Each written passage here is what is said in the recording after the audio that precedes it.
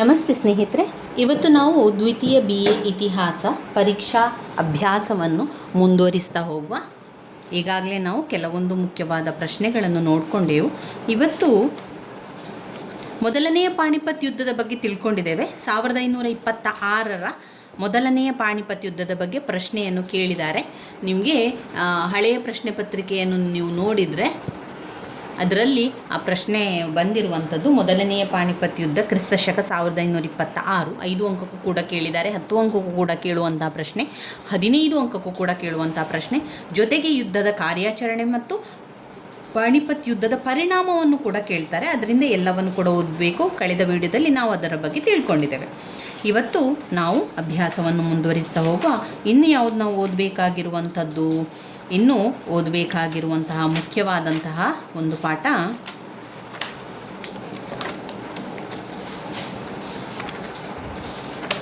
ನಿಮಗೆ ಹುಮಾಯೂನ್ನ ಬಗ್ಗೆ ತಿಳ್ಕೊಳ್ಬೇಕು ಅಂತಾದರೆ ಈ ಪುಟದಲ್ಲಿರುವಂತಹ ವಿಷಯಗಳನ್ನು ಓದ್ಕೊಳ್ಬೋದು. ಪುಟ ಸಂಖ್ಯೆ 21ರಲ್ಲಿ ಹುಮಾಯೂನ್ನ ಬಗ್ಗೆ ಇದೆ. ಹುಮಾಯೂನ್ ಬಗ್ಗೆ ಅವರು ಕೇಳಿದಾಗ ಬರಿಬೇಕಾಗಿರುವಂಥ ವಿಚಾರಗಳಿದೆ.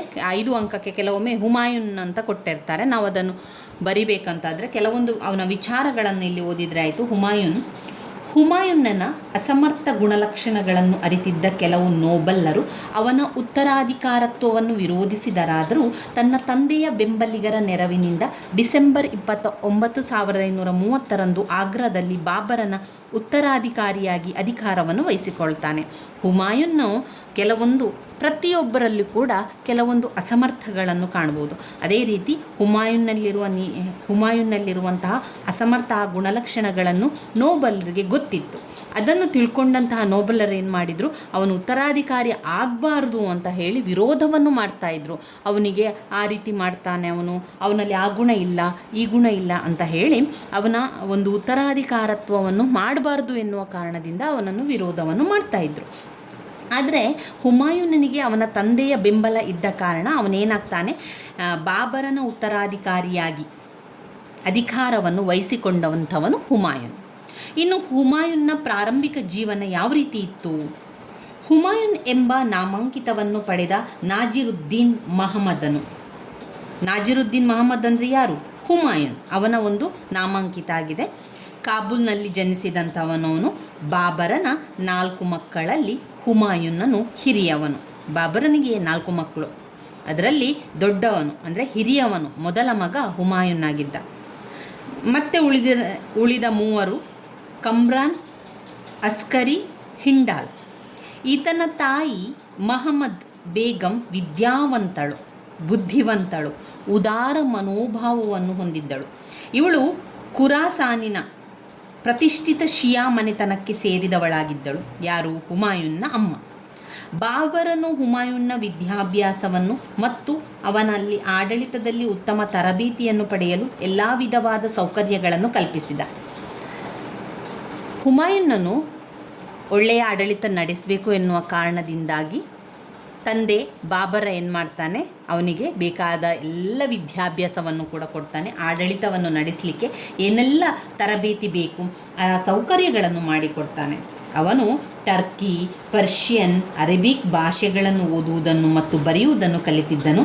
ಇದರೊಂದಿಗೆ ಗಣಿತ, ಖಗೋಳಶಾಸ್ತ್ರ, ಲಲಿತಕಲೆ, ಸೈನ್ಯ ವಿಜ್ಞಾನ, ಧರ್ಮ ಮತ್ತು ತತ್ವಶಾಸ್ತ್ರಗಳನ್ನು ಕಲಿಸಲಾಗಿತ್ತು.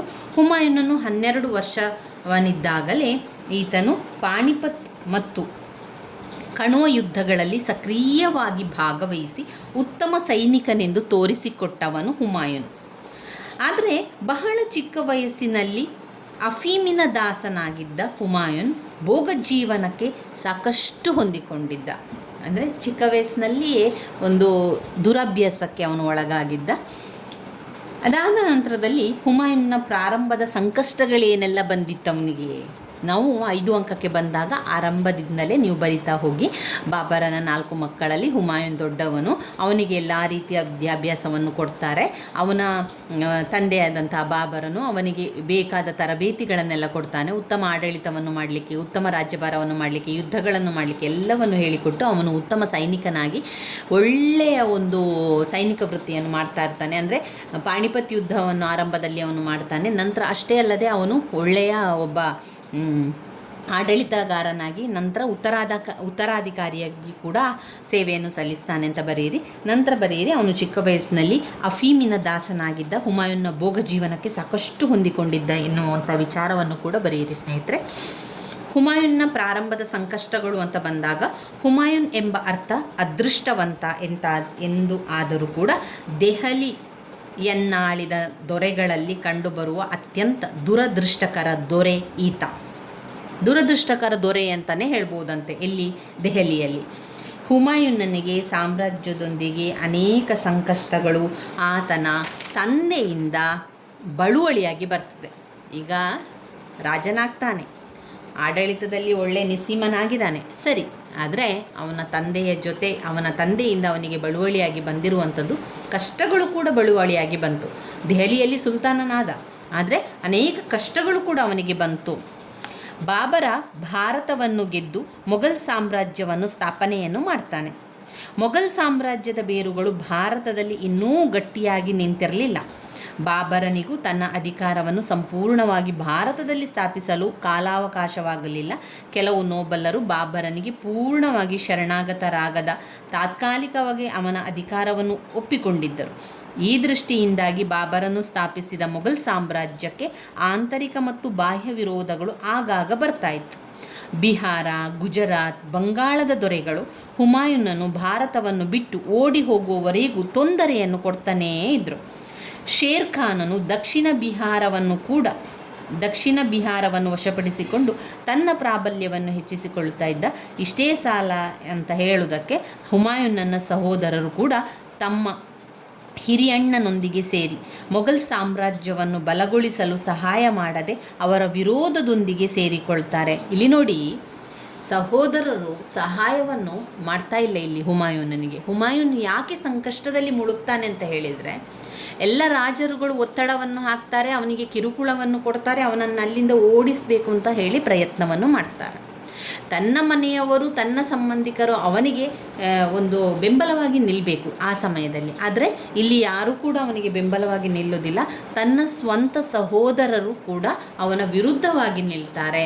ಮೊಘಲ್ ಸಾಮ್ರಾಜ್ಯವನ್ನು ಅವನು ಬಿಟ್ಟು ಆ ಸಾಮ್ರಾಜ್ಯದಿಂದ ಅವನು ಬಿಟ್ಟು ಹೋಗಬೇಕು, ಅವನು ಅದನ್ನು ನೋಡ್ಕೊಳ್ಬಾರ್ದು ಎನ್ನುವ ಕಾರಣದಿಂದಾಗಿ ಅವನ ತಮ್ಮಂದಿರು 4 ಜನ ಅವರು ಸಹೋದರರು, ಅದರಲ್ಲಿ 3 ತಮ್ಮಂದಿರು ಕೂಡ ಏನು ಮಾಡ್ತಾರೆ, ಹಿರಿಯಣ್ಣನೊಂದಿಗೆ ಮೊಘಲ್ ಸಾಮ್ರಾಜ್ಯವನ್ನು ಬಲಗೊಳಿಸಬೇಕಿತ್ತು ಅವರು ನಿಜವಾಗಿ ನೋಡಿದರೆ. ಆದರೆ ಆ ರೀತಿ ಮಾಡುವುದಿಲ್ಲ. ಅವರು ವಿರೋಧದೊಂದಿಗೆ ಸೇರಿ ಅವನನ್ನು ಓಡಿಸುವಂಥ ಪ್ರಯತ್ನ ಕೂಡ ಮಾಡ್ತಾರೆ. ಇಂತಹ ಪರಿಸ್ಥಿತಿಯನ್ನು ಹತೋಟಿಗೆ ತರಲು ಹುಮಾಯೂನನು ಸೋತು ಹೋಗ್ತಾನೆ ಈ ಒಂದು ವಿಷಯದಲ್ಲಿ. ತನ್ನ ಹೆಚ್ಚು ಕಾಲವನ್ನು ಸುಖಭೋಗಗಳನ್ನು ಅನುಭವಿಸುತ್ತಾ ವ್ಯಯ ಮಾಡಿದ್ದಲ್ಲದೆ ಪ್ರತಿಯೊಂದು ಸಂದರ್ಭಗಳಲ್ಲಿಯೂ ಅಪಜಯವನ್ನು ಹೊಂದುತ್ತಾ ತನಗೆ ತಾನೇ ಶತ್ರು ಎಂಬುದನ್ನು ಸಾಧಿಸಿ ತೋರಿಸ್ತಾನೆ. ಕೊನೆಗೆ ತನಗೆ ತಾನು ಶತ್ರುವಾಗ್ತಾನೆ ಅವನು. ಹುಮಾಯೂನ್ನ ಯುದ್ಧಗಳು ಯಾವುದು ಅಂತ ಹೇಳಿದರೆ, ಹುಮಾಯೂನನು ಸಿಂಹಾಸನಾರೂಢನಾದ ನಂತರ ಸೈನಿಕ ಕಾರ್ಯಾಚರಣೆಯನ್ನು ಕೈಗೊಂಡನು.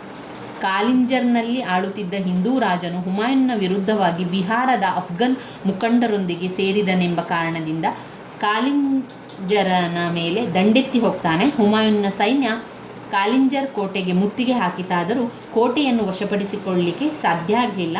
ಕಾಲಿಂಜರ್ನ ರಾಜ ನಾಮಕಾವಸ್ಥೆಯಾಗಿ ಹುಮಾಯೂನನಿಗೆ ಶರಣಾಗಿ ಕಪ್ಪ ಕಾಣಿಕೆಗಳನ್ನು ಕೊಡುವುದಾಗಿ ಹೇಳಿದ್ದರಿಂದ ಅದನ್ನು ನಂಬಿ ಮುತ್ತಿಗೆಯನ್ನು ಹಿಂದೆಗೆದುಕೊಳ್ಳಲಾಯಿತು. ದೌರಿಯ ಕದನ ಮತ್ತು ಚುನಾರ್ ಕೋಟೆಗೆ ಮೊದಲ ಮುತ್ತಿಗೆ ಕ್ರಿಸ್ತಶಕ 1532ರಲ್ಲಿ ಆ ಒಂದು ಯುದ್ಧವನ್ನು ಮಾಡ್ತಾನೆ. ಅದಾದ ನಂತರ ಬಹದ್ದೂರ್ ಶಾನೊಂದಿಗೆ ಯುದ್ಧ ಮಾಡುವಂಥದ್ದು ಕ್ರಿಸ್ತಶಕ 1535ರಲ್ಲಿ. ನಂತರ ಶೇರ್ ಖಾನ್ನೊಂದಿಗೆ ಸಂಘರ್ಷ, ನಂತರ ಚೌಸಾ ಮತ್ತು ಕನೂಜ್ ಕದನಗಳು ಆಗುವಂಥದ್ದು. ಇವಿಷ್ಟು ವಿಚಾರಗಳು ಹುಮಾಯೂನ್ನ ಬಗ್ಗೆ ಆಯಿತು. ನಂತರ ಕೊನೆಯದಾಗಿ ನಾವು ನೋಡಿದರೆ ಹುಮಾಯೂನ್ನ ವಿಫಲತೆಗೆ ಕಾರಣ ಏನು ಅಂತ ನಾವು ನೋಡಿದರೆ, ಏನು ಕಾರಣ ಆಯಿತು ಅವನ ವಿಫಲತೆಗೆ? ಹುಮಾಯೂನ್ನ ವಿಫಲತೆಗೆ ಪ್ರಮುಖ ಕಾರಣ ಅಂತ ಹೇಳಿದರೆ ಅವನ ಶತ್ರುಗಳು ಅವನಷ್ಟೇ ಬಲವಾಗಿದ್ದರು.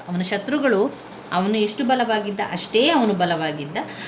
ಮತ್ತೊಂದು ಕಾರಣ ಅಂತ ಹೇಳಿದರೆ, ಶೇರ್ ಖಾನನು ಹುಮಾಯೂನನಿಗಿಂತ ದಕ್ಷ ಸೇನಾನಿಯು ಯುದ್ಧ ನಿಪುಣನು ಕೂಡ ಆಗಿದ್ದ.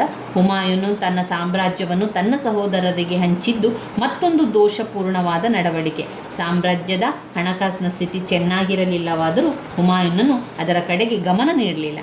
ಹಾಗಾಗಿ ಹುಮಾಯೂನನು ತನ್ನ ತಂದೆಯಿಂದ ಹಣಕಾಸಿನ ಕೊರತೆಯನ್ನು ಬಳುವಳಿಯಾಗಿ ಪಡೆದಿದ್ದನು. ಅಲ್ಲದೆ ಹುಮಾಯೂನನು ಶತ್ರುಗತ ಸಂಚು ಸಂದರ್ಭವನ್ನು ಅರಿಯಲು ವಿಫಲನಾಗಿದ್ದ. ಈತನು ತನ್ನ ಬಾಬರನಿಗಾಗಲಿ ಶೇರ್ ಖಾನನಿಗಾಗಲಿ ಸರಿಸಾಟಿಯಾಗುತ್ತಿರಲಿಲ್ಲ. ಎಲ್ಲಕ್ಕಿಂತ ಮಿಗಿಲಾಗಿ ಅವನ ನತದೃಷ್ಟತೆ, ಅವನ ಒಂದು ಭೋಗ ಜೀವನ ಅವನನ್ನು ಸಂದರ್ಭೋಚಿತವಾಗಿ ವರ್ತಿಸದಿರುವಂತೆ ಅಡ್ಡಿಪಡಿಸುತ್ತಿದ್ದವು. ಹುಮಾಯೂನನ ಈ ಎಲ್ಲ ಅವಗುಣಗಳಿಂದ ಅವನು ಕೆಲ ಕಾಲ ಸುಮ್ಮನಿರಬೇಕಾಯಿತು. ಇವಿಷ್ಟು ವಿಚಾರಗಳು ಹುಮಾಯೂನ್ನ ಬಗ್ಗೆ ನಾವು ತಿಳ್ಕೊಂಡೆವು. ಇನ್ನು ನಾವು ಘಟಕ 3ರಲ್ಲಿ ಬಂದಾಗ ಸೂರ್ಮನೆತನದ ಬಗ್ಗೆ ಓದ್ಕೊಳ್ಬೇಕು. ಸೂರ್ಮನೆತನದಲ್ಲಿ ನಾವು ಓದಬೇಕಾಗಿರುವಂತಹ ವೆರಿ ಇಂಪಾರ್ಟೆಂಟ್ ಆಗಿರುವಂತಹ ಒಂದು ಪ್ರಶ್ನೆ ಅಂತ ಹೇಳಿದರೆ ಶೇರ್ ಶಹನ ಸುಧಾರಣೆಗಳು ಓದ್ಕೊಳ್ಳೇಬೇಕು. 15 ಅಂಕಕ್ಕೆ ಹಲವು ಬಾರಿ ಕೇಳಿರುವಂತಹ ಪ್ರಶ್ನೆ ಶೇರ್ ಶಹನ ಸುಧಾರಣೆಗಳು. 10 ಅಂಕಕ್ಕೂ ಕೂಡ ಕೇಳುವಂತಹ ಪ್ರಶ್ನೆಯಾಗಿದೆ. ಆದ್ದರಿಂದ ಇದರಲ್ಲಿರುವಂಥ ಪಾಯಿಂಟ್ಸ್ಗಳನ್ನು ಸರಿಯಾಗಿ ಕಲ್ತ್ಕೊಳ್ಬೇಕು ನಾವು. ಅದಾದ ನಂತರ ಘಟಕ 4 ಅಕ್ಬರನ ಬಗ್ಗೆ ಬರ್ತದೆ. ಅಕ್ಬರನ ದಾಳಿ, ಅಕ್ಬರನ ಸಾಮ್ರಾಜ್ಯದ ಒಗ್ಗೂಡುವಿಕೆ, ಆ ವಿಚಾರಗಳೆಲ್ಲ ನಾವು ಓದ್ಕೊಳ್ಳಿಕ್ಕಿದೆ. ನಾವು ಶೇಷನ ಸುಧಾರಣೆಗಳ ಬಗ್ಗೆ ತಿಳ್ಕೊಳ್ಳುವ.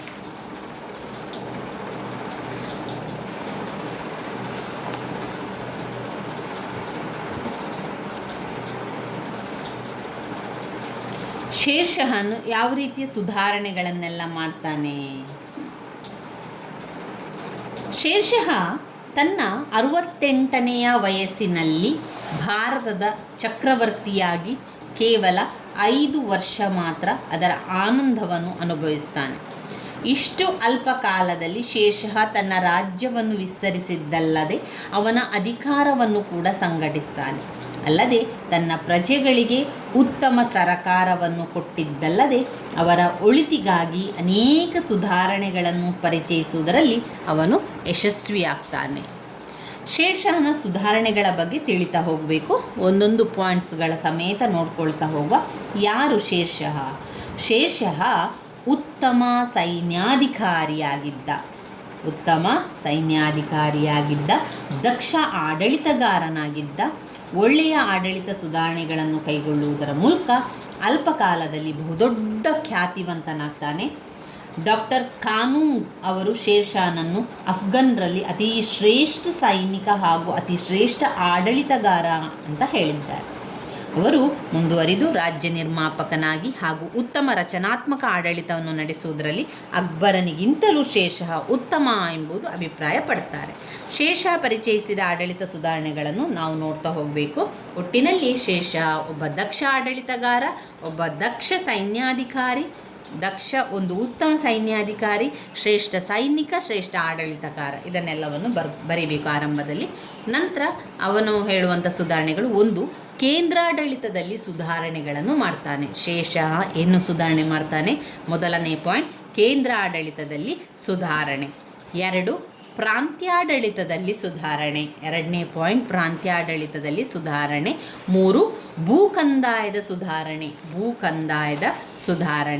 4. ಸೈನಿಕ ಸುಧಾರಣೆ. ಭೂಕಂದಾಯ ಸುಧಾರಣೆ, ಸೈನಿಕ ಸುಧಾರಣೆ, ಪೊಲೀಸ್ ಸುಧಾರಣೆ, ನ್ಯಾಯಾಂಗ ಸುಧಾರಣೆ, ಜನೋಪಯೋಗಿ ಕಾರ್ಯಕ್ರಮಗಳನ್ನು ಮಾಡಿರುವಂಥದ್ದು. ಆಮೇಲೆ ಶೇರ್ಷಾನ ಔದಾರ್ಯತೆ, ಸೂರ್ಮನೆತನದ ಅವನತಿ. ಇವಿಷ್ಟನ್ನು ನಾವು ಶೇರ್ಷಾನ ಸುಧಾರಣೆಗಳಲ್ಲಿ ಓದ್ತಾ ಹೋಗಬೇಕು. ಮೊದಲನೆಯ ಪಾಯಿಂಟ್ ಕೇಂದ್ರಾಡಳಿತದಲ್ಲಿ ಸುಧಾರಣೆ. ಕೇಂದ್ರಾಡಳಿತದಲ್ಲಿ ಏನೆಲ್ಲ ಸುಧಾರಣೆಗಳನ್ನು ಮಾಡಿದ್ದಾನೆ ಶೇರ್ಷಾ? 1. ಸುಲ್ತಾನ್ ಎನ್ನುವಂಥದ್ದು, ಆಮೇಲೆ ಇಲಾಖೆ. ಸುಲ್ತಾನ್ ಮತ್ತು ಇಲಾಖೆಯ ಬಗ್ಗೆ ತಿಳ್ಕೊಳ್ಳುವ.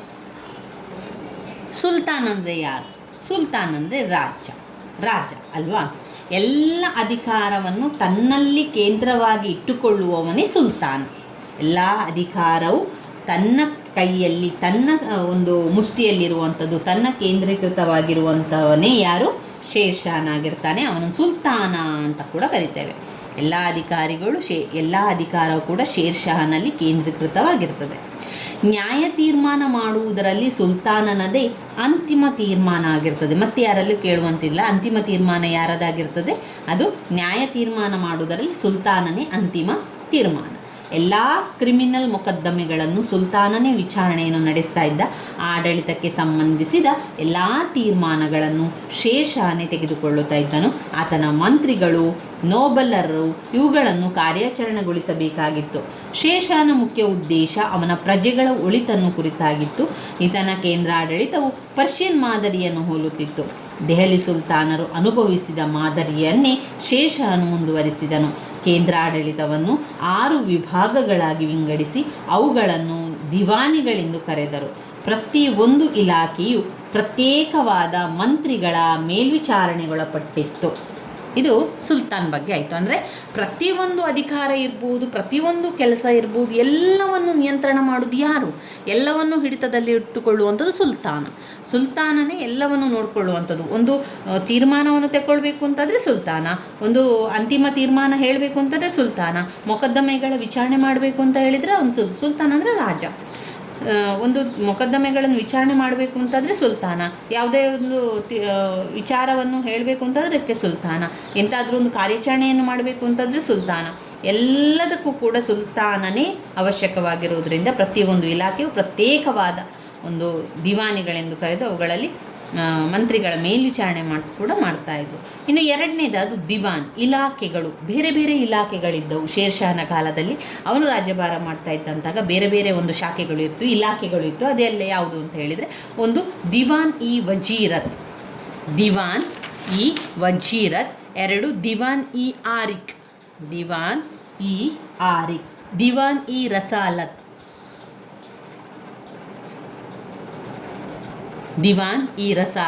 ದಿವಾನ್ ಇ ಇಶ್ಫಾ.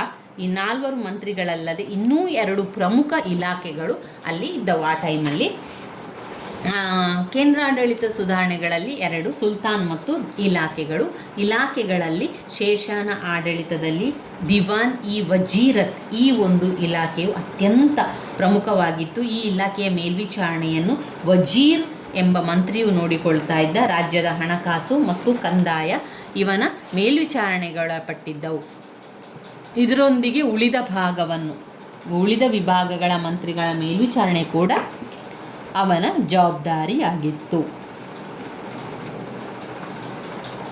ಇನ್ನು ಎರಡನೇ ಒಂದು ಇಲಾಖೆ ದಿವಾನ್ ಇ ಆರಿಜ್. ಈ ಇಲಾಖೆಯ ಮುಖ್ಯಸ್ಥನನ್ನು ಆರಿಜ್ ಇ ಮಾಮಲಿಕ್ ಎಂಬುದಾಗಿ ಕರೆಯಲಾಗಿತ್ತು. ಈತನು ಸೈನ್ಯದ ಮೇಲ್ವಿಚಾರಣೆಯನ್ನು ಹೊಂದಿದ್ದನು. ಸೈನಿಕರ ನೇಮಕ, ಸೈನ್ಯಕ್ಕೆ ಬೇಕಾದಂಥ ಎಲ್ಲ ಅಗತ್ಯ ವಸ್ತುಗಳನ್ನು ಒದಗಿಸುವುದು ಈತನ ಜವಾಬ್ದಾರಿಯಾಗಿತ್ತು. ಇನ್ನು ದಿವಾನ್ ಇ ರಸಾಲತ್, ಈ ಇಲಾಖೆಯ ಮಂತ್ರಿಯು ಹೊರದೇಶಗಳ ವ್ಯವಹಾರವನ್ನು ನೋಡಿಕೊಳ್ಳುತ್ತಿದ್ದನು. ವಿದೇಶದಿಂದ ಬರುತ್ತಿದ್ದ ನಿಯೋಗಗಳನ್ನು ಬರಮಾಡಿಕೊಳ್ಳುವುದು, ರಾಯಭಾರಿಗಳನ್ನು ಗೌರವಿಸುವುದು, ವಿದೇಶದೊಂದಿಗೆ ವ್ಯವಹಾರವನ್ನು ನೋಡಿಕೊಳ್ಳುವುದು ಈ ವಿಭಾಗದ ಜವಾಬ್ದಾರಿಯಾಗಿತ್ತು. ಇದರೊಂದಿಗೆ ಸುಲ್ತಾನನ ದಾನದತ್ತಿಗಳನ್ನು ನೋಡಿಕೊಳ್ಳುವುದು ಇವನ ಕರ್ತವ್ಯವಾಗಿತ್ತು. ಇನ್ನು ಬರುವಂಥ ಇಲಾಖೆ ದಿವಾನ್ ಇ ಇಕ್ಷಾ. ಈ ಮಂತ್ರಿಯ ಕೆಲಸವೇನೆಂದರೆ ಸುಲ್ತಾನನ ಆಜ್ಞೆಗಳನ್ನು ಕರಡು ಮಾಡಿಸಿ ಸ್ಥಳೀಯ ಅಧಿಕಾರಿಗಳಿಗೆ ತಲುಪಿಸುವಂಥದ್ದು. ರಾಜ್ಯದ ಆಂತರಿಕ ಪತ್ರ ವ್ಯವಹಾರವನ್ನು ನೋಡಿಕೊಳ್ಳುವುದಲ್ಲದೆ ಸರಕಾರಿ ಪತ್ರ ಮತ್ತು ದಾಖಲೆಗಳನ್ನು ಕೂಡ ಸಂರಕ್ಷಿಸುವುದು. ಈ 4 ಮಂತ್ರಿಗಳಲ್ಲದೆ ಇನ್ನೂ 2 ಪ್ರಮುಖ ಇಲಾಖೆಗಳು ಆಗಿತ್ತು. ಅವಾಗ ಇದ್ದಂಥ ಇಲಾಖೆ ಇನ್ನೊಂದು 2 ಯಾವುದು ಅಂತ ಹೇಳಿದರೆ ದಿವಾನ್ ಇ ಕಾಸಾ, ಆಮೇಲೆ ದಿವಾನ್ ಇ ಬರೀದ್ ಎನ್ನುವಂತಹ ಒಂದು ಇಲಾಖೆ. ದಿವಾನ್ ಇ ಕಾಸಾ, ದಿವಾನ್ ಇ ಬರೀದ್. ಇಲಾಖೆಯ ಮುಖ್ಯಸ್ಥ ಮುಖ್ಯ ಖಾಜಿಯಾಗಿದ್ದನು. ಇವನು ನ್ಯಾಯಾಡಳಿತವನ್ನು ನೋಡಿಕೊಳ್ತಾ ಇದ್ರು. ಯಾವುದು? ದಿವಾನ್ ಇ ಕಾಸಾದಲ್ಲಿ. ದಿವಾನ್ ಇ ಕಾಸಾ ನ್ಯಾಯಾಡಳಿತವನ್ನು ನೋಡಿಕೊಳ್ತಾ ಇದ್ರು. ದಿವಾನ್ ಇ ಬರೀದ್ ಇಲಾಖೆಯ ಮುಖಂಡತ್ವ ಬರೀಜ್ ಇ ಮಾಮಲಿಕ್ ಎಂಬುವನದ್ದಾಗಿತ್ತು. ಗುಪ್ತದಳದ ಮೇಲ್ವಿಚಾರಣೆಯನ್ನು ಕೂಡ ನೋಡಿಕೊಳ್ತಾ ಇದ್ರು. ಇದರೊಂದಿಗೆ ರಾಜ್ಯದ ಗುಪ್ತಚರವನ್ನು ನೋಡಿಕೊಳ್ಳುವ ಜವಾಬ್ದಾರಿಯನ್ನು ಹೊಂದಿದ್ದರು. ಇನ್ನು ಪ್ರಾಂತ್ಯಾಡಳಿತದ ಸುಧಾರಣೆಗಳು. ಶೇಷ ಏನು ಮಾಡ್ತಾನೆ, ತನ್ನ ಪ್ರಾಂತ್ಯಗಳಿಗೆ ಸಂಬಂಧಪಟ್ಟಂತೆ ಎಲ್ಲ ವಿಭಜನೆಗಳನ್ನು ಮಾಡುವಂಥದ್ದು. ಶೇಷ ತನ್ನ ಸಾಮ್ರಾಜ್ಯವನ್ನು ಇಕ್ತಾ ಅಥವಾ ಪ್ರಾಂತ್ಯಗಳನ್ನಾಗಿ ವಿಂಗಡಿಸುವಂಥದ್ದು. ಕೆಲವು ಇಕ್ತಾಗಳು ಗವರ್ನರ್ಗಳ ಆಳ್ವಿಕೆಗೆ ಒಳಪಟ್ಟಿದ್ದವು. ಹೆಚ್ಚಿನ ಇಕ್ತಾಗಳು ಶೇಷನ ನೇರ ಹಿಡಿತದಲ್ಲಿದ್ದವು. ಪ್ರತಿಯೊಂದು ಇಕ್ತಾವನ್ನು ಅನೇಕ ಸರಕಾರ ಅಥವಾ ಜಿಲ್ಲೆಗಳನ್ನಾಗಿ, ಪ್ರತಿ ಸರಕಾರಗಳನ್ನು ಪರಗಣಗಳೆಂಬ ಸಣ್ಣ ಘಟಕಗಳನ್ನಾಗಿ ವಿಭಜಿಸಲಾಗಿತ್ತು. ಗ್ರಾಮಗಳು ಸಾಮಾನ್ಯದ ಕಡೆಯ ಆಡಳಿತ ಘಟಕವಾಗಿತ್ತು. ಅದರಲ್ಲಿ ಒಂದು ಸರಕಾರ, 2 ಪರಗಣಗಳು, 3 ಗ್ರಾಮಗಳು. ಸರಕಾರ ಅಂತ ಬಂದಾಗ ಎಲ್ಲ ವಿಚಾರಗಳು ಸರಕಾರದ ಮೂಲಕ ಆಗುವಂಥದ್ದು. ಶೇಷಾನ ಆಡಳಿತದಲ್ಲಿ ಸರಕಾರ ತುಂಬನೇ ಪಾತ್ರವನ್ನು ವಹಿಸ್ತಾ ಇತ್ತು, ಅದರ ಆಡಳಿತ ಘಟಕ ಆಗಿತ್ತು. ಪ್ರತಿಯೊಂದು ಸರಕಾರ ಕೂಡ ಶೇರ್ದಾರ್ ಈ ದಾರಿನ್ ಮತ್ತು ಮುನ್ಸಿಫಾನ್ ಎಂಬ ಅಧಿಕಾರಿಗಳ ಮೇಲ್ವಿಚಾರಣೆಗೊಳಪಟ್ಟಿತ್ತು. ಮುಖ್ಯ ಶೇಖ್ದಾರನನ್ನು ಸೈನ್ಯಾಧಿಕಾರಿಯಾಗಿದ್ದು ಸರಕಾರಗಳಲ್ಲಿ ಶಾಂತಿ ಮತ್ತು ಸುವ್ಯವಸ್ಥೆಯನ್ನು ಕಾಪಾಡುವುದು ಅವನ ಕರ್ತವ್ಯವಾಗಿತ್ತು. ಇದರೊಂದಿಗೆ ಸಹಾಯಕ ಶೇಖ್ದಾರರಿಗೆ ಆಯಾಯ ಸರಕಾರಗಳ ಕಂದಾಯ ಮತ್ತು ಇತರ ತೆರಿಗೆಗಳನ್ನು ವಸೂಲು ಮಾಡಲು ಸಹಾಯ ಮಾಡಬೇಕಾಗಿತ್ತು. ಸರಕಾರದ ಮತ್ತೊಬ್ಬ ಅಧಿಕಾರಿ ಮುಖ್ಯ ಮುನ್ಸಿಫ್. ಈತನ ಮುಖ್ಯ ಕರ್ತವ್ಯವೆಂದರೆ ಸರಕಾರಗಳಲ್ಲಿ ನಡೆಯುತ್ತಿದ್ದಂತಹ ಸಿವಿಲ್ ವ್ಯಾಜ್ಯಗಳನ್ನು ತೀರ್ಮಾನ ಮಾಡಿ ನ್ಯಾಯವನ್ನು ದೊರಕಿಸಿಕೊಡಬಹುದಾಗಿತ್ತು. ಅಲ್ಲದೆ ಪರಗಣದಲ್ಲಿದ್ದ ನ್ಯಾಯಾಧಿಕಾರಿಗಳ ಮೇಲ್ವಿಚಾರಣೆಯು ಈತನ ಜವಾಬ್ದಾರಿಯಾಗಿತ್ತು. ಮುಖ್ಯ ಅಧಿಕಾರಿಗಳಿಗೆ ಸಹಾಯಕನಾಗಿ ಅನೇಕ ಸಹಾಯಕ ಅಧಿಕಾರಿಗಳು ಸರಕಾರದಲ್ಲಿ ಇರುತ್ತಿದ್ದರು. ಇದು ಸರ್ಕಾರದ ಬಗ್ಗೆ ಆಯಿತು. ಇನ್ನು ಪರಗಣಗಳ ಬಗ್ಗೆ ನೋಡಿದರೆ ಪ್ರತಿಯೊಂದು ಸರಕಾರವನ್ನು ಒಂದು ಪರಗಣ ಅಂತ ಹೇಳಿ ಅದನ್ನು ವಿಂಗಡಣೆಯನ್ನು ಮಾಡ್ತಾಯಿದ್ರು.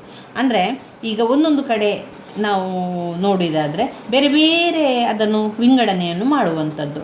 ಅಮೀನ್, ಕಾರ್ಕೂನ್ ಮೊದಲಾದ ಅನೇಕ ಅಧಿಕಾರಿಗಳಿದ್ದರು. ಶೇರ್ದಾರನು ಮಿಲಿಟರಿ ಅಧಿಕಾರಿಯಾಗಿಯೂ ಅಮೀನ್ ಅಥವಾ ಮುನ್ಸಿಫ್ ಕಂದಾಯ ಅಧಿಕಾರಿಯಾಗಿಯೂ ಕಾರ್ಯನಿರ್ವಹಿಸ್ತಾ ಇದ್ದರು. ಪ್ರತಿ ಪರಗಣದಲ್ಲಿಯೂ ಇಬ್ಬರು ಕಾನೂನರಿತಿದ್ದು ಪರಗಣದ ದಾಸ್ತಾವೇಜುಗಳನ್ನು ಹಿಂದಿ ಮತ್ತು ಪರ್ಷಿಯನ್ ಭಾಷೆಯಲ್ಲಿ ದಾಖಲು ಮಾಡಬೇಕಾಗಿತ್ತು. ಅದಲ್ಲದೆ ಪಟವಾರಿ, ಚೌಧರಿ, ಮುಖದಮ್ಗಳೆಂಬ ಅಧಿಕಾರಿಗಳು ಜನತೆ ಅಧಿಕಾರಿಗಳ ನಡುವೆ ಮಧ್ಯವರ್ತಿಗಳಾಗಿ ಕೆಲಸ ನಿರ್ವಹಿಸ್ತಾ ಇದ್ದರು. ಪರಗಣಗಳಲ್ಲಿ ಶಾಂತಿ ಸುವ್ಯವಸ್ಥೆಯನ್ನು ಕಾಪಾಡುವುದು ಶೇಖ್ದಾರರ ಜವಾಬ್ದಾರಿಯಾಗಿತ್ತು. ಅಲ್ಲದೆ ಜಮೀನಿಗೆ ಕಂದಾಯವನ್ನು ವಸೂಲು ಮಾಡಲು ಸಹಕರಿಸುವುದು, ವ್ಯವಸಾಯಕ್ಕೊಳಪಟ್ಟ ಜಮೀನುಗಳ ಅಳತೆ, ಸಿವಿಲ್ ಮೊಕದ್ದಮೆಗಳನ್ನು ತೀರ್ಮಾನಿಸುವುದು ಒಂದು ಕರ್ತವ್ಯ ಆಗಿತ್ತು. ಇನ್ನು ಗ್ರಾಮಗಳನ್ನು ಅಂತ ನಾವು ನೋಡಿದರೆ, ಗ್ರಾಮ ರಾಜ್ಯದ ಅತ್ಯಂತ ಕೆಳಗಿನ ಆಡಳಿತ ಒಂದು ಘಟಕ. ಅದು ಪಂಚಾಯತಿಗಳು ಅವುಗಳ ಮೇಲ್ವಿಚಾರಣೆಯನ್ನು ನಡೆಸುತ್ತಿದ್ದು, ಗ್ರಾಮ ಪಂಚಾಯತಿಗಳು ಗ್ರಾಮದ ಹಿರಿಯರನ್ನೊಳಗೊಂಡಿದ್ದು ಆಯಾಯ ಗ್ರಾಮಗಳ ಜನತೆಯ ಅಭಿವೃದ್ಧಿಯನ್ನು ಗಮನಿಸುವುದು ಅವರ ಕರ್ತವ್ಯ ಆಯಿತು. ಪಂಚಾಯಿತಿಯ ಮುಖ್ಯಸ್ಥನು ರಾಜ್ಯದ ಅಧಿಕಾರಗಳು ಮತ್ತು ಗ್ರಾಮಗಳ ಜನತೆಯ ನಡುವೆ ಸಂಯೋಜನಾಧಿಕಾರಿಯಾಗಿ ಕೆಲಸವನ್ನು ನಿರ್ವಹಿಸ್ತಾ ಇದ್ದರು. ಗ್ರಾಮಗಳಲ್ಲಿ ಶಾಂತಿ ಪಾಲನೆ ಮಾಡುವಂಥದ್ದು, ವ್ಯಾಜ್ಯಗಳನ್ನು ತೀರ್ಮಾನಿಸುವ ಜವಾಬ್ದಾರಿಯೂ ಕೂಡ ಪಂಚಾಯತಿಗೆ ಇತ್ತು. ಇದರೊಂದಿಗೆ ಚೌಕಿದಾರರು ಮತ್ತು ಪಟವಾರಿಗಳು ಗ್ರಾಮಗಳ ಆಡಳಿತದಲ್ಲಿ ಸರಕಾರಿ ಅಧಿಕಾರಿಗಳಿಗೆ ಸಹಕರಿಸ್ತಾ ಇದ್ದರು. ಇವಿಷ್ಟು ಪ್ರಾಂತ್ಯಾಡಳಿತ ಸುಧಾರಣೆ. ಇನ್ನು ಬರುವಂಥದ್ದು ಭೂಕಂದಾಯದ ಸುಧಾರಣೆ. ಇದು ವೆರಿ ಇಂಪಾರ್ಟೆಂಟ್ ಆಗಿರುವಂಥದ್ದು.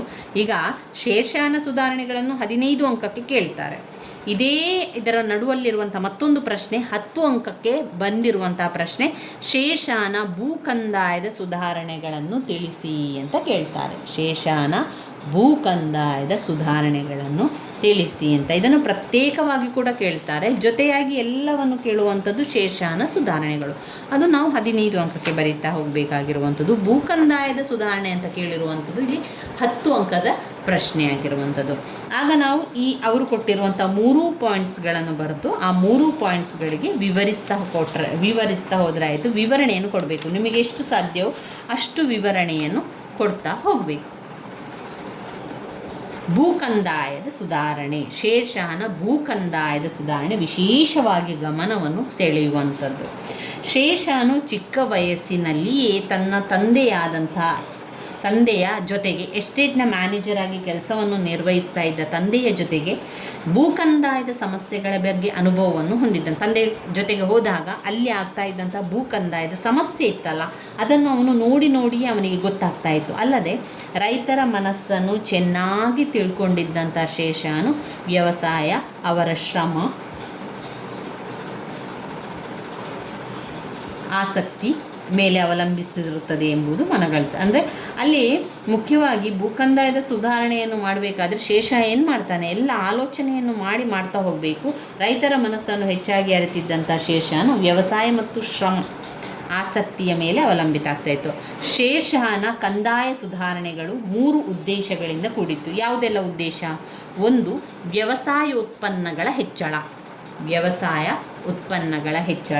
2, ಬೇಸಾಯಗಾರರ ಸ್ಥಿತಿಯನ್ನು ಉತ್ತಮಪಡಿಸುವುದು. 3, ಕಂದಾಯದಲ್ಲಿ ಹೆಚ್ಚಳವನ್ನು ಉಂಟು ಮಾಡುವುದು. ಈ 3 ಪಾಯಿಂಟ್ಸ್ ಭೂ ಕಂದಾಯದ ಸುಧಾರಣೆಗಳಲ್ಲಿ ನಾವು ಬರಿತಾ ಹೋಗಬೇಕಾಗಿರುವಂಥದ್ದು. ಇಲ್ಲಿ ಶೇಷಾನಿಗೆ ರೈತರ ಕಷ್ಟ ಗೊತ್ತಾಗ್ತಾ ಇತ್ತು. ಭೂ ಕಂದಾಯದಿಂದ ಎಷ್ಟೆಲ್ಲ ಕಷ್ಟ ಅನುಭವಿಸ್ತಾ ಇದ್ದಾರೆ ರೈತರು ಎನ್ನುವಂಥದ್ದು ಅರಿತಿದ್ದ. ಯಾಕೆ ಅರಿತಿದ್ದ ಅಂತ ಹೇಳಿದರೆ, ಶೇಷನ ತಂದೆ ಒಂದು ಎಸ್ಟೇಟ್ನಲ್ಲಿ ಕೆಲಸ ಮಾಡ್ತಾಯಿದ್ರು. ಶೇಷನ ತಂದೆ ಬಾಲ್ಯದಲ್ಲಿ ಶೇರ್ಷಾ ಬಾಲ್ಯದಲ್ಲಿರಬೇಕಾದ್ರೆ ಶೇಷನ ತಂದೆ ಒಂದು ಎಸ್ಟೇಟ್ನ ಮ್ಯಾನೇಜರ್ ಆಗಿ ಕೆಲಸ ಮಾಡ್ತಾಯಿದ್ರು. ಅವಾಗವರಿಗೆ ಅರಿತಿತ್ತು ರೈತರ ಕಷ್ಟ, ಭೂಕಂದಾಯದ ಹೊರೆ, ಎಲ್ಲ ಸಮಸ್ಯೆಗಳನ್ನು ಶೇಷ ಅರಿತಿದ್ದ. ಆದ್ದರಿಂದ ರೈತರ ಮನಸ್ಸನ್ನು ಚೆನ್ನಾಗಿ ಅರಿತುಕೊಂಡಿದ್ದಂತಹ ಶೇಷನು ವ್ಯವಸಾಯ ಅವರ ಶ್ರಮ ಮತ್ತು ಆಸಕ್ತಿಯ ಮೇಲೆ ಅವಲಂಬಿಸಿರುತ್ತದೆ ಎಂಬುದನ್ನು ಮನಗಂಡಿದ್ರು. ಶೇಷನ ಭೂಕಂದಾಯದ ಸುಧಾರಣೆಗಳಲ್ಲಿ ಮುಖ್ಯವಾಗಿ 3 ಉದ್ದೇಶಗಳನ್ನು ಕಾಣಬಹುದು. ಮೊದಲನೇದಾಗಿ ವ್ಯವಸಾಯ ಉತ್ಪನ್ನಗಳ ಹೆಚ್ಚಳ.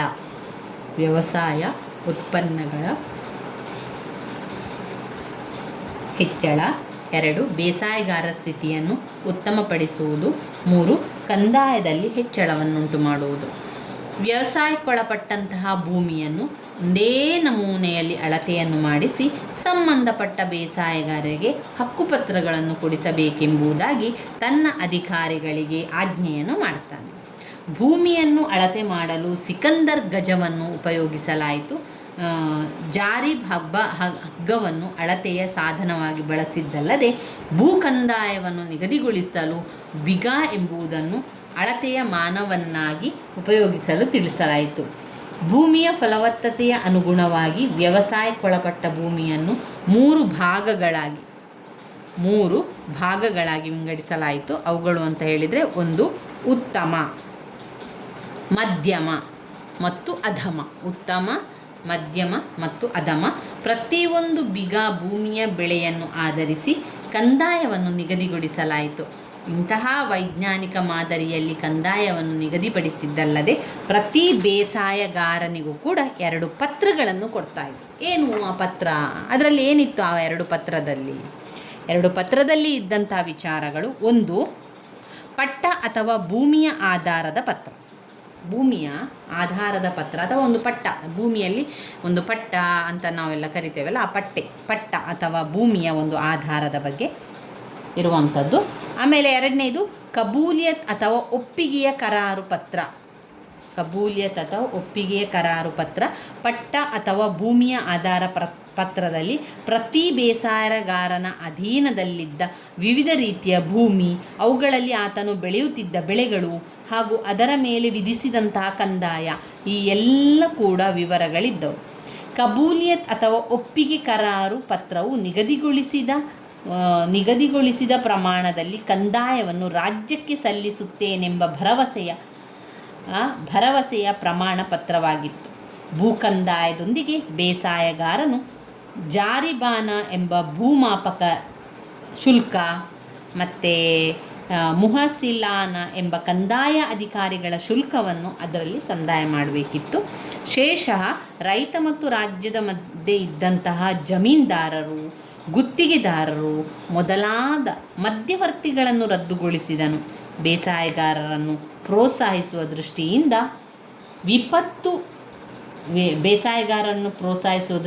ವಿಪತ್ತು ತಲೆದೋರಿದಾಗ ಸರಕಾರದಿಂದ ಅವರಿಗೆ ಬಾವಿಗಳನ್ನು ಕೂಡ ಕೊರೆಸಿಕೊಡ್ತಾಯಿದ್ರು. ಬೇಸಾಯಕ್ಕೆ ಬೇಕಾದ ಸಲಕರಣೆಗಳನ್ನು ತೆಗೆದುಕೊಳ್ಳಲು ತಕಾವಿ ಸಾಲವನ್ನು ಕೊಡಲಾಗ್ತಾಯಿತ್ತು. ಕಂದಾಯ ಇಲಾಖೆಯಲ್ಲಿ ಭ್ರಷ್ಟಾಚಾರವನ್ನು ದೂರ ಮಾಡಲು ಪದೇ ಪದೇ ಕಂದಾಯ ಅಧಿಕಾರಿಗಳನ್ನು ಒಂದು ಕಡೆಯಿಂದ ಮತ್ತೊಂದು ಕಡೆಗೆ ವರ್ಗಾಯಿಸುತ್ತಿದ್ದರು. ಈ ರೀತಿಯಾಗಿ ಅಲ್ಲಿ ನಾವು ಭೂ ಕಂದಾಯದ ಸುಧಾರಣೆಯ ಬಗ್ಗೆ ಬರೀಬೇಕು. ಅದನ್ನು ಪ್ರತ್ಯೇಕವಾಗಿ 10 ಅಂಕಕ್ಕೆ ಕೇಳ್ತಾರೆ ಸ್ನೇಹಿತರೆ, ಸರಿಯಾಗಿ ಓದ್ಕೊಳ್ಳಿ. ಆ 3 ಪಾಯಿಂಟ್ಸ್ಗಳನ್ನು ಸರಿಯಾಗಿ ತಿಳ್ಕೊಳ್ಳಿ. ವ್ಯವಸಾಯದ ಉತ್ಪನ್ನಗಳ ಹೆಚ್ಚಳ ಮಾಡುವಂಥದ್ದು, ಬೇಸಾಯಗಾರ ಸ್ಥಿತಿಯನ್ನು ಉತ್ತಮಪಡಿಸುವಂಥದ್ದು, 3 ಕಂದಾಯದಲ್ಲಿ ಹೆಚ್ಚಳವನ್ನುಂಟು ಮಾಡುವುದು, ಕಂದಾಯದಲ್ಲಿ ಹೆಚ್ಚಳವನ್ನು ಉಂಟು ಮಾಡುವುದು. ಇನ್ನು ಸೈನಿಕ ಸುಧಾರಣೆಗಳನ್ನು ಏನು ಮಾಡಿದ್ದಾನೆ ಶೇರ್ಷಾ? ಯಾವ ರೀತಿಯ ಸೈನಿಕ ಸುಧಾರಣೆಗಳನ್ನು ಮಾಡಿದ್ದಾನೆ? ಶೇರ್ಷಃ ದೆಹಲಿಯ ಸಿಂಹಾಸನವನ್ನು ಆಕ್ರಮಿಸಿದ್ದು ತನ್ನ ಸೈನಿಕರ ಬಲದಿಂದ ಎನ್ನುವುದು ಸತ್ಯ. ಕೇಂದ್ರದಲ್ಲಿ ಬಹುದೊಡ್ಡ ಸುಸಜ್ಜಿತ ಸೇನೆಯನ್ನು ಶೇರ್ಷಾ ಹೊಂದಿದ್ದನು.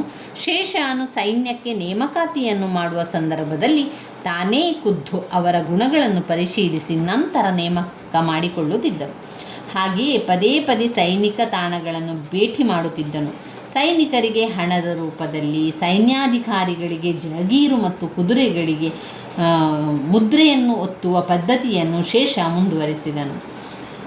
ಸೈನ್ಯಕ್ಕೆ ಸೇರಿದ ಅಶ್ವಗಳನ್ನು ದುರುಪಯೋಗಪಡಿಸಿಕೊಳ್ಳದಂತೆ ಅವನು ಸೈನಿಕರಲ್ಲಿ ಶಿಸ್ತು ಕಡಿಮೆಯಾಗದಂತೆ ಮಾಡಲು ಕಠಿಣವಾದ ಕ್ರಮಗಳನ್ನು ಶೇರ್ಷಾನು ಪರಿಚಯಿಸಿದನು. ಸೈನಿಕ ಸುಧಾರಣೆ ಎಲ್ಲ ಮಾಡಲಿಕ್ಕೆ ಹೋಗ್ತಾನಲ್ಲ ಆಗ. ನಂತರ ಪೊಲೀಸ್ ಸುಧಾರಣೆಯನ್ನೆಲ್ಲ ಮಾಡ್ತಾನೆ. ಶೇರ್ಷಾ ಬೇರೆ ಬೇರೆ ಸುಧಾರಣೆಗಳನ್ನು ಮಾಡೋದರಲ್ಲಿ ಪೊಲೀಸ್ ಸುಧಾರಣೆಯನ್ನು ಮಾಡಿರುವಂಥದ್ದು ತುಂಬ ವಿಶೇಷವಾಗಿರುವಂಥದ್ದು. ಶೇರ್ಷಾ ಅತ್ಯಂತ ಶಿಸ್ತಿನ ಮನುಷ್ಯ ಹಾಗೂ ದೇವರಲ್ಲಿ ಭಯವುಳ್ಳವನಾಗಿದ್ದವನು. ತನ್ನ ಪ್ರಜೆಗಳ ಮಾನ ಮತ್ತು ಆಸ್ತಿಪಾಸ್ತಿಗಳನ್ನು ರಕ್ಷಿಸುವಂಥದ್ದು ತನ್ನ ಆದ್ಯ ಕರ್ತವ್ಯ ಅಂತ ಅವನು ನಂಬಿದ್ದ. ಅವನ ಆಡಳಿತದಲ್ಲಿ ಸಿವಿಲ್ ಮತ್ತು ಮಿಲಿಟರಿ ಕಾರ್ಯಗಳಲ್ಲಿ ಹೆಚ್ಚು ವ್ಯತ್ಯಾಸ ಇರಲಿಲ್ಲ. ಸಿವಿಲ್ ಮತ್ತು ಮಿಲಿಟರಿ ಅಧಿಕಾರಿಗಳು ಕಾನೂನು ಮತ್ತು ಶಾಂತಿ ಪಾಲನೆಯನ್ನು ತೊಡಗಿಸಿಕೊಂಡಿದ್ದರು. ಅಲ್ಲದೆ ತಪ್ಪಿತಸ್ಥರಿಗೆ ಶಿಕ್ಷೆಯನ್ನು ನೀಡುವ ಅಧಿಕಾರ ಕೂಡ ಹೊಂದಿದ್ದ. ಶೇಖ್ದಾರ್, ಮುಖ್ಯ ಶೇಖ್ದಾರ್, ಮುನ್ಸಿಫ್ಗಳು, ಫೌಜ್ದಾರರು ಅವರವರ ಸ್ಥಳಗಳಲ್ಲಿ ಶಾಂತಿಯನ್ನು ಕಾಪಾಡುವ ಹೊಣೆಯನ್ನು ಕೂಡ ಹೊಂದಿದ್ದರು. ಶಿಕ್ಷೆ ಬಹಳ ಕ್ರೂರವಾಗಿತ್ತು ಶೇರ್ಷಾನ ಕಾಲದಲ್ಲಿ. ಶೇರ್ಷಾನ ಪರಿಣಾಮಕಾರಿ ಪೊಲೀಸ್ ವ್ಯವಸ್ಥೆಯನ್ನು ಅಬ್ಬಾಸ್ ಅವರು ಹೀಗೆ ಹೊಗಳಿದ್ದಾರೆ: ವಯಸ್ಸಾದ ಹೆಂಗಸು ಬುಟ್ಟಿಯ ತುಂಬ ಬಂಗಾರದ ಒಡವೆಗಳನ್ನು ಹೊತ್ತುಕೊಂಡು ಒಂದು ಕಡೆಯಿಂದ ಇನ್ನೊಂದು ಕಡೆಗೆ ಪ್ರಯಾಣ ಮಾಡಿದರೂ ಕಳ್ಳಕಾಕರ ಭಯವೇ ಇಲ್ಲ. ಯಾವಾಗ? ಶೇರ್ಷಾನ ಆಡಳಿತದ ಕಾಲದಲ್ಲಿ ಕಳ್ಳಕಾಕರ ಭಯ ಇರಲಿಲ್ಲ. ಯಾಕಂತ ಹೇಳಿದರೆ ಶೇರ್ಷಾನು ಕಳ್ಳತನವನ್ನು ಮಾಡಿದವರಿಗೆ ಕಠಿಣ ಶಿಕ್ಷೆಯನ್ನು ಕೊಡ್ತಾ ಇದ್ದ. ಈ ಒಂದು ಶಿಕ್ಷೆಯ ಭಯದಿಂದಲೇ ಅವರು ಕಳ್ಳತನವನ್ನು ಮಾಡ್ತಾ ಇರಲಿಲ್ಲ. ಶೇರ್ಷಾನು ವಿಧಿಸುತ್ತಿದ್ದ ಕಠಿಣ ಶಿಕ್ಷೆಗೆ ಹೆದರಿ ಕಳ್ಳತನವನ್ನು ಮಾಡ್ತಾ ಇರಲಿಲ್ಲ. ನಮ್ಮ ಈಗ ಭಾರತದಲ್ಲಿ ಈ ರೀತಿಯ ವ್ಯವಸ್ಥೆ ಈಗಲೂ ಕೂಡ ಇದ್ದರೆ ಎಲ್ಲೂ ಕೂಡ ಕಳ್ಳತನ ಕೂಡ ಆಗ್ತಾ ಇರಲಿಲ್ಲ, ದರೋಡೆ, ವಂಚನೆ, ಮೋಸ ಕೂಡ ಆಗ್ತಾ ಇರಲಿಲ್ಲ ಅಲ್ವಾ? ಅದಕ್ಕೆ ಸರಕಾರವೇ ಸರಿಯಾಗಿ ಒಂದು ಶಿಸ್ತನ್ನು ಅಳವಡಿಸಿಕೊಳ್ಬೇಕು, ಒಂದು ಕ್ರಮವನ್ನು ಅಳವಡಿಸಿಕೊಳ್ಬೇಕು. ಯಾವಾಗ ಆ ರೀತಿಯ ಕ್ರಮಗಳು, ಶಿಸ್ತುಗಳು ಆರಂಭ ಆಗ್ತದೆ ಅವತ್ತಿನಿಂದ ನಮ್ಮ ಭಾರತ ಕೂಡ ಅಷ್ಟೇ ಒಂದು ಯಾವ ಕಳ್ಳಕಾಕರ ಭಯ ಇಲ್ಲದೆ ಸಾಗ್ತಾ ಇತ್ತು. ಇನ್ನು ನ್ಯಾಯಾಂಗದ ಸುಧಾರಣೆಯನ್ನು ಮಾಡ್ತಾನೆ ಶೇರ್ಷಾ. ನ್ಯಾಯಾಂಗ ಸುಧಾರಣೆಯನ್ನು ಮಾಡ್ತಾನೆ. ಅದರಲ್ಲಿ ಧರ್ಮಗುಣ ಮತ್ತು ಪ್ರಾಮಾಣಿಕತೆಗಳಿಗೆ ಹೆಸರಾದಂತಹ ಶೇರ್ಷಾ ತುಂಬ ಹೆಸರುವಾಸಿಯಾಗಿದ್ದಾನೆ. ಅವನು ಧರ್ಮಗುಣ ಇದೆ, ಅವನಲ್ಲಿ ಪ್ರಾಮಾಣಿಕತೆ ಇದೆ ಅಂತ ಅವನನ್ನು ಹೊಗಳ್ತಾರೆ, ಹೇಳ್ತಾರೆ. ಶೇರ್ಷಾನ ತನ್ನ ಪ್ರಜೆಗಳ ಮನಸ್ಸಿನಲ್ಲಿ ನಿರಂತರವಾಗಿ ನೆಲೆಸಿದ್ದಾನೆ. ನ್ಯಾಯ ತೀರ್ಮಾನ ಮಾಡುವಾಗ ತನ್ನ ಬಂಧುಗಳನ್ನು ಅವರು ಬಿಡುತ್ತಿರಲಿಲ್ಲ. ಎಲ್ಲರಿಗೂ ಸಮಾನವಾದ ನ್ಯಾಯವನ್ನು ದೊರಕಿಸಿಕೊಡ್ತಾ ಇದ್ರು. ಗ್ರಾಮ ಪಂಚಾಯತಿಯಿಂದ ಸರಕಾರಗಳವರೆಗೆ ಅವರವರಿಗೆ ನಿಗದಿಯಾದ ಸ್ಥಳದಲ್ಲಿ ನ್ಯಾಯ ತೀರ್ಮಾನಕ್ಕಾಗಿ ಹಲವಾರು ಸರಕಾರಿ ಅಧಿಕಾರಿಗಳನ್ನು ನೇಮಿಸಿದ್ದರು. ಸ್ಥಳೀಯ ಅಪರಾಧಕ್ಕೆ ಸ್ಥಳೀಯ ಜವಾಬ್ದಾರಿ ಎಂಬ ಒಂದು ತತ್ವವನ್ನು ಶೇರ್ಷಾ ಪಾಲಿಸುತ್ತಿದ್ದನು. ಅವನ ಪ್ರಕಾರ ಕಳ್ಳತನ, ದರೋಡೆ, ಕೊಲೆ ಇವುಗಳ ಸ್ಥಳೀಯರಿಗೆ ತಿಳಿಯದೆ ನಡೆಯಲು ಸಾಧ್ಯವಿಲ್ಲ. ಆದ್ದರಿಂದ ಸ್ಥಳೀಯರನ್ನು ಹೊಣೆಗಾರರನ್ನಾಗಿ ಮಾಡಿದರೆ ಅಪರಾಧಗಳನ್ನು ತಡೆಯಬಹುದು. ಈ ದೃಷ್ಟಿಯಿಂದಾಗಿ ಮುಕದ್ದುಮ್ ಮತ್ತು ಚೌಧರಿಗಳಿಗೆ ಅಪರಾಧಗಳನ್ನು ಪತ್ತೆ ಹಚ್ಚಲು ಹೆಚ್ಚಿನ ಅಧಿಕಾರವನ್ನು ನೀಡಿದ್ದರು. ಇದು ನ್ಯಾಯಾಂಗ ಸುಧಾರಣೆಯ ಬಗ್ಗೆ ಹೇಳಿರುವಂಥದ್ದು. ಇನ್ನು ಜನೋಪಯೋಗ ಕಾರ್ಯಕ್ರಮಗಳನ್ನು ಮಾಡಿರುವಂಥದ್ದು ಸರಾಯಿಗಳು, ಗುಪ್ತದಳದ ಇಲಾಖೆ, ನ್ಯಾಯಗಳ ಸುಧಾರಣೆ, ಶೇರ್ಷಾನ ಕಟ್ಟಡಗಳು, ಸೂರಜ್ ಮನೆತನದ ಅವನತಿ ಘಟಕದ ಸಾರಾಂಶ ಇದರಲ್ಲಿ ಕೊಟ್ಟಿರುವಂಥದ್ದನ್ನು ಕೂಡ ನಾವು ನೋಡ್ಕೊಳ್ಬೇಕು.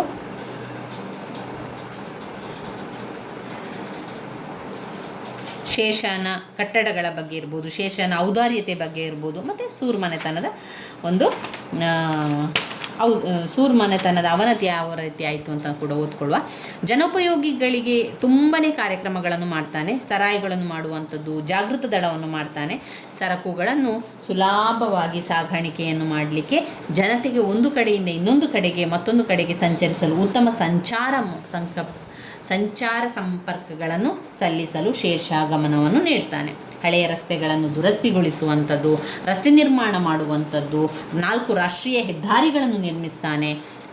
ಆಮೇಲೆ ಸೋನಾರಾವ್ನಿಂದ ಅಟಕ್ವರೆಗೆ, ಆಗ್ರಾದಿಂದ ಮಂಡುವರೆಗೆ, ಆಗ್ರಾದಿಂದ ಜೋಧ್ಪುರ್, ಚಿತ್ತಾರ್ವರೆಗೆ, ಲಾಹೋರ್ನಿಂದ ಮುಲ್ತಾನ್ವರೆಗೆ ಈ 4 ಹೆದ್ದಾರಿಗಳು ರಾಜಧಾನಿಯಿಂದ ಹೊರಟು ಮುಖ್ಯ ಮಾರ್ಗಗಳ ಮೂಲಕ ತನ್ನ ಕೊನೆಯನ್ನು ಮುಟ್ಟುತ್ತಿದ್ದವು. ಈ ಹೆದ್ದಾರಿಗಳ ಇಕ್ಕೆಲೆಗಳಲ್ಲಿ ಜನರಿಗೆ ನೆರಳು ನೀಡುವ ಮರಗಳನ್ನು ಕೂಡ ಬೆಳೆಸ್ತಾನೆ.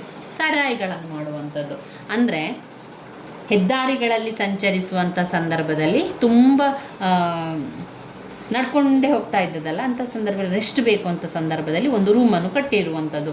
1700 ಸರಾಯಿಗಳನ್ನು ಅಥವಾ ತಂಗುದಾಣಗಳನ್ನು ಶೇಷ ನಿರ್ಮಾಣ ಮಾಡ್ತಾನೆ. ಇಲ್ಲಿ ಸರಾಯಿ ಅಂತ ಹೇಳಿದರೆ ನಾವು ಬಸ್ ಸ್ಟ್ಯಾಂಡ್ ಅಂತ ಹೇಳ್ತೇವೆ ನೋಡಿ, ಅದೇ ರೀತಿಯಲ್ಲಿ ಒಂದು ಮನೆ ರೀತಿಯಲ್ಲಿ ಇರುವಂಥದ್ದು. ಯಾರಿಗೆ ಸುಸ್ತಾಗ್ತದೋ ಪ್ರಯಾಣ ಮಾಡಿ ಅಲ್ಲಿ ಉಳ್ಕೊಳ್ಳುವಂಥದ್ದು, ಆ ದಿವಸ ಇದ್ದು ಮರು ದಿವಸ ಅಲ್ಲಿಂದ ಹೋಗುವಂಥದ್ದು, ಅಥವಾ ಸ್ವಲ್ಪ ಹೊತ್ತು ಕೂತ್ಕೊಂಡು ಹೋಗುವಂಥದ್ದು. ಈ ರೀತಿಯಾಗಿ ಅದು ಪ್ರಜೆಗಳಿಗೆ ಅನುಕೂಲ ಆಗಲಿಕ್ಕೆ ಶೇಷ ಮಾಡಿರುವಂಥದ್ದು ತಂಗುದಾಣ ಅಂತ ಹೇಳುವಂಥದ್ದು.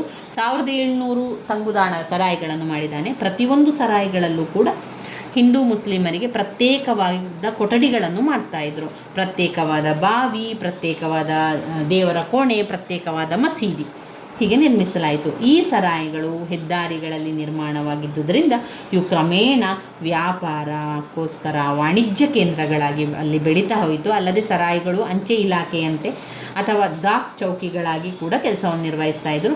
ಪ್ರತಿ ಸರಾಯಿಗಳಲ್ಲಿ ಸದಾಕಾಲ 2 ಕುದುರೆ ಸವಾರರು ಸಿದ್ಧವಾಗಿ ನಿಂತಿದ್ದು ಸುಲ್ತಾನನ ಪತ್ರಗಳನ್ನು ಆಮೇಲೆ ಫರ್ಮಾನ್ಗಳನ್ನು ಒಂದು ಸ್ಥಳದಿಂದ ಮತ್ತೊಂದು ಸ್ಥಳಕ್ಕೆ ತಲುಪಿಸ್ತಾ ಇದ್ದರು. ಹೀಗೆ ಸರಾಯಿಗಳು ಸಾರ್ವಜನಿಕರ ಸಂಚಾರಕ್ಕೆ, ವರ್ತಕರಿಗೆ ತಂಗುದಾಣ ಆಗಿ ಹಾಗೂ ಸರಕಾರದ ಕಾಗದ ಪತ್ರಗಳ ಶೀಘ್ರ ರವಾನೆಗೆ ಸಹಕಾರಿಯಾಗ್ತಾ ಇತ್ತು.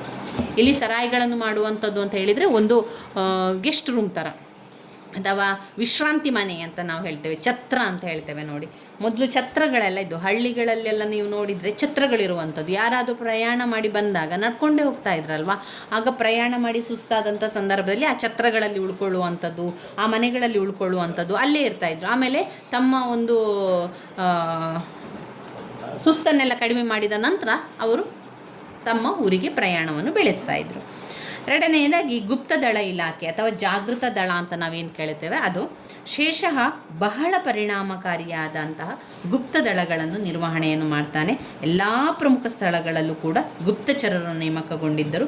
ಗುಪ್ತದಳದ ಮೇಲ್ವಿಚಾರಕನನ್ನು ದರೋಗಾ ಈ ದಾಕ್ ಚೌಕಿ ಎಂದು ಕರೆಯಲಾಯಿತು. ಗುಪ್ತಚರರು ಎಲ್ಲ ಅಧಿಕಾರಿಗಳ ಚಲನವಲನಗಳನ್ನು ವೀಕ್ಷಿಸಿ ಸುಲ್ತಾನನಿಗೆ ವರದಿ ಸಲ್ಲಿಸಬೇಕಾಯಿತು. ಶೇಷನ ಆಡಳಿತ ಯಶಸ್ವಿಯಾಗಬೇಕಾದರೆ ಅವನು ಹೊಂದಿದ್ದ ವ್ಯವಸ್ಥಿತ ಪರಿಣಾಮಕಾರಿ ಗುಪ್ತದಳವೇ ಕಾರಣ ಅಂತ ಅಭಿಪ್ರಾಯ ಪಡಲಾಯಿತು. ಇನ್ನು ನಾಣ್ಯಗಳ ಸುಧಾರಣೆಗಳನ್ನು ಮಾಡ್ತಾನೆ ಶೇಷ. ಇಷ್ಟೇ ಅಲ್ಲದೆ ಇನ್ನಷ್ಟು ಸುಧಾರಣೆಗಳನ್ನು ಮಾಡ್ತಾ ಹೋಗ್ತಾನೆ. ಅದರಲ್ಲಿ ನಾಣ್ಯಗಳ ಸುಧಾರಣೆ ಕೂಡ ಒಂದು.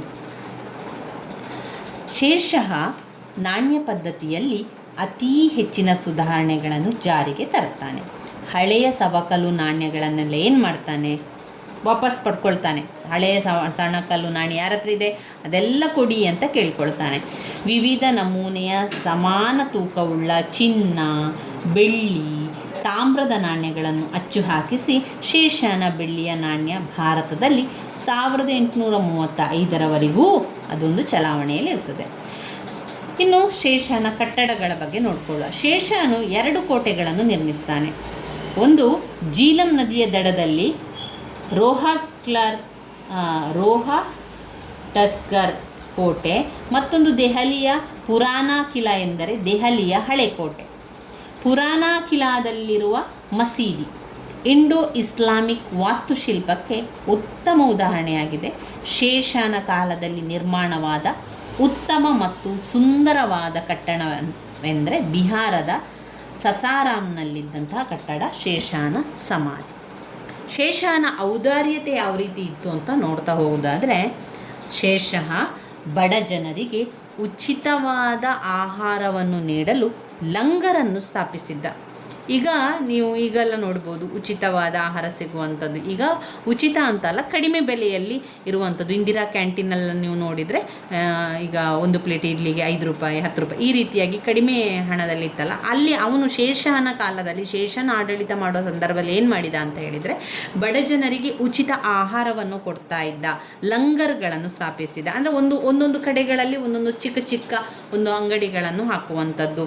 ಅಲ್ಲದೆ ರಾಜ್ಯದ ಖರ್ಚಿನಿಂದ ಆಸ್ಪತ್ರೆಗಳನ್ನು ಸ್ಥಾಪಿಸಿದ. ಅವನ ಒಂದು ಬೊಕ್ಕಸದಲ್ಲಿದ್ದಂತಹ ಹಣ, ಸರಕಾರದ ಬೊಕ್ಕಸದಲ್ಲಿದ್ದ ಹಣದಿಂದ ಸರಕಾರಿ ಆಸ್ಪತ್ರೆಯನ್ನು ಸ್ಥಾಪಿಸಿ ಅಲ್ಲಿ ಎಲ್ಲರಿಗೂ ಕೂಡ ಉಚಿತವಾದ ವೈದ್ಯಕೀಯ ಸೌಲಭ್ಯ, ಮನುಷ್ಯರಿಗಿರ್ಬೋದು, ಪ್ರಾಣಿಗಳಿರ್ಬೋದು, ಪಕ್ಷಿಗಳಿಗೆ ಎಲ್ಲರಿಗೂ ಕೂಡ ಉಚಿತವಾದ ಔಷಧ ಹಾಗೂ ಸೇವೆಯನ್ನು ಮಾಡುವಂತೆ ಅಲ್ಲಿ ಅವನೇನು ಮಾಡ್ತಾ ಇದ್ದ, ವೈದ್ಯರನ್ನು ಕೂಡ ನೇಮಕ ಮಾಡ್ತಾ ಇದ್ದ. ವಿದ್ಯಾಭ್ಯಾಸವನ್ನು ಪ್ರೋತ್ಸಾಹಿಸಲು ಮಸೀದಿಗಳಿಗೆ ಮತ್ತು ಮದರಸ್ಗಳಿಗೆ ಅನೇಕ ದತ್ತಿಗಳನ್ನು ಕೂಡ ಅವನು ನೀಡಿದ್ದ. ಸೂರ್ಮನೆತನದ ಅವನತಿ. ಕೊನೆಯದಾಗಿ ಸೂರ್ಮನೆತನ ಅವನತಿ ಆಗ್ತದೆ ಹೇಗೆ?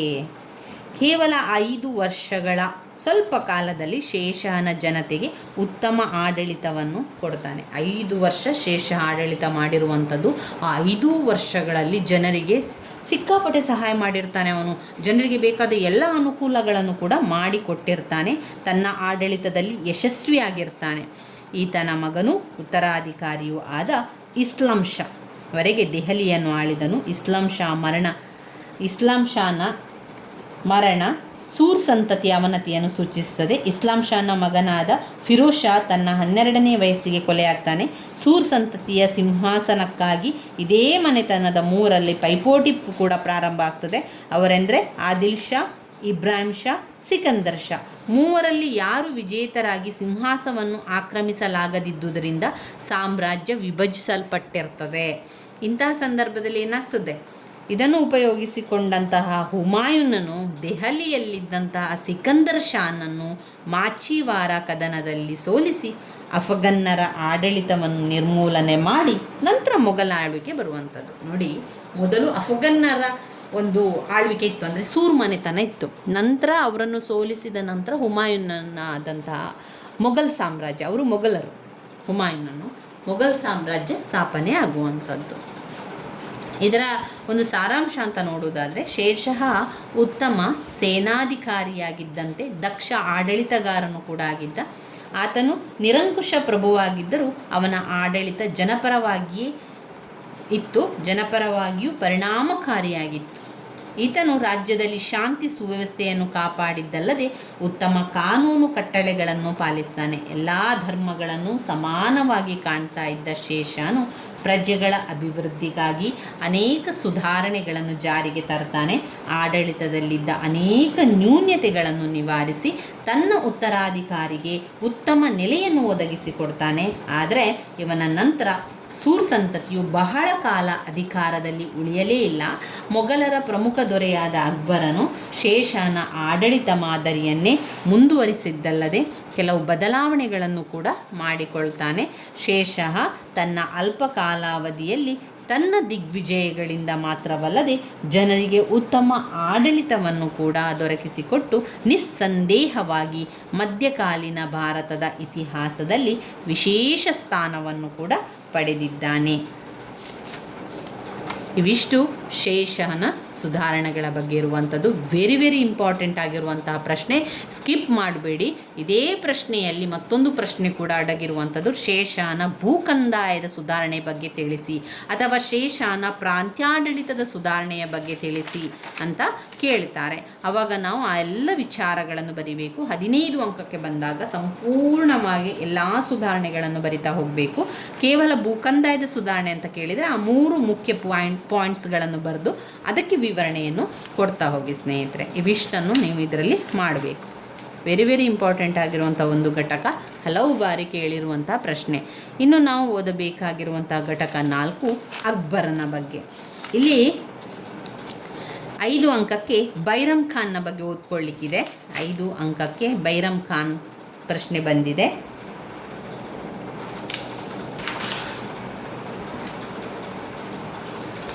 ಆಮೇಲೆ ಇಲ್ಲಿ ಯಾವುದು ಓದ್ಕೊಳ್ಳಿಕ್ಕಿದೆ ನೋಡಿ, ಅಕ್ಬರನ ಧಾರ್ಮಿಕ ನೀತಿ.